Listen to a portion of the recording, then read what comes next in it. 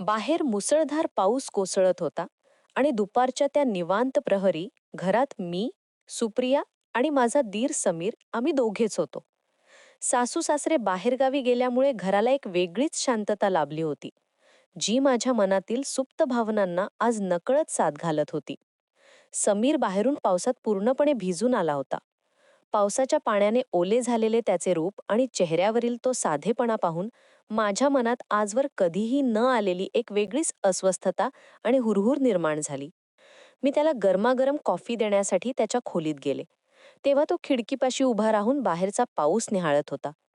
मी जवळ जाताच त्याने मागे वळून पाहिले आणि त्या क्षणी आमच्या नजरा अशा काही भेटल्या की वातावरणातला तो ओलावा आमच्या मनातही उतरला.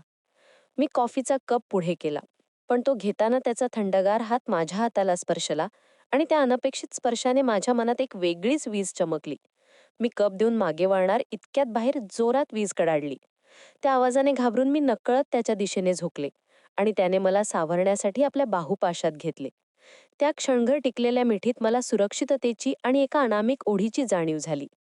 त्याच्या डोळ्यातली ती काळजी आणि माझ्याबद्दलची तळमळ मला सांगत होती की हे केवळ मैत्री नाही, तर त्याही पलीकडचे एक हळुवार नाते आहे, जे आज या पावसाच्या साक्षीने अंकुरित होत होते.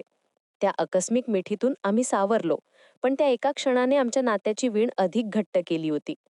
आम्ही दोघेही सोफ्यावर काही अंतर राखून बसलो होतो, पण आमच्या मनातील अंतर आता मिटले होते.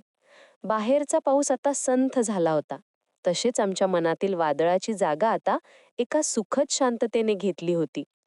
समीरने अतिशय आदराने आणि हळुवारपणे माझा हात आपल्या हातात घेतला आणि माझ्या डोळ्यात पाहत म्हणाला, "सुप्रिया, आपण नात्याच्या चौकटीत जगतो, पण आज या पावसाने मला जाणीव करून दिली की माझी तुझ्याबद्दलची काळजी आणि प्रेम हे शब्दांच्या पलीकडचं आहे आणि मला तुझ्या डोळ्यातही तेच दिसतंय."